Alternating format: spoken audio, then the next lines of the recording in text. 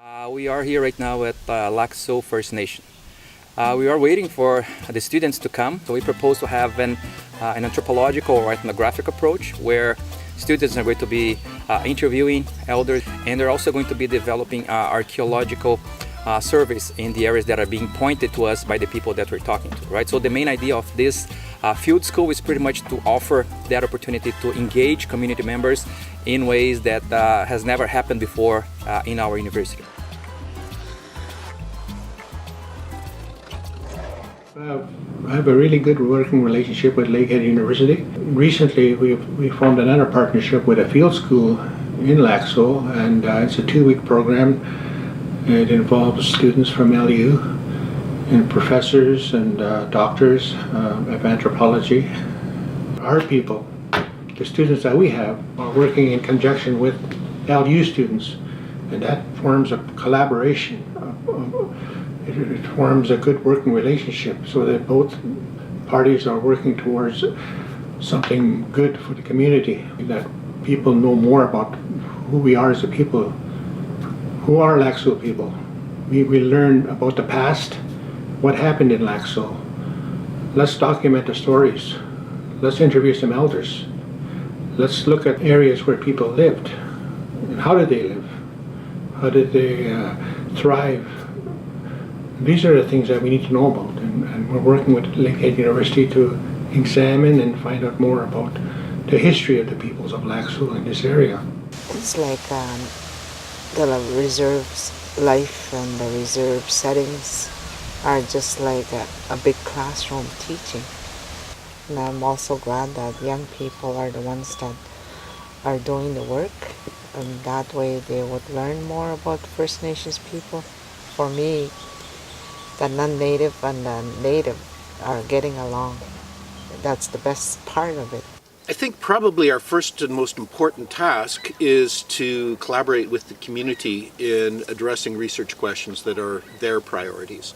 The community has identified a primary interest in documenting land use and the relationships with the land, and we're approaching it from both a contemporary as well as historical perspective. And I think tailoring those research questions that have academic value to the priorities and needs of the community will serve both potential audiences. We have an added advantage because we're getting information from knowledge holders in the community about historic land use practice, so we're able to go to important places in the community's history.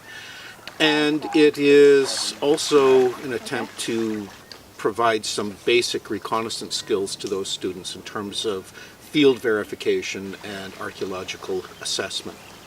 I see that this collaborative work is in part to allow the Lac-Seul people, and especially the youth, to understand where they came from, what their ancestry was, and for them to really feel that university knowledge is being put in a position where it's not just intellectual and physical knowledge, that there also has to be spiritual and emotional knowledge. For us, it's been a long struggle to have our worldview be acknowledged and given its position, its place on the map of learning.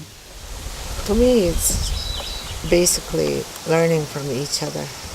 The professors, even though that they were non-native, but their heart was in there, which is really good, because I'm promoting, hoping for education for our Lac-Seul students so they can further educate themselves more and more, so we can have First Nations professors or anthropologists.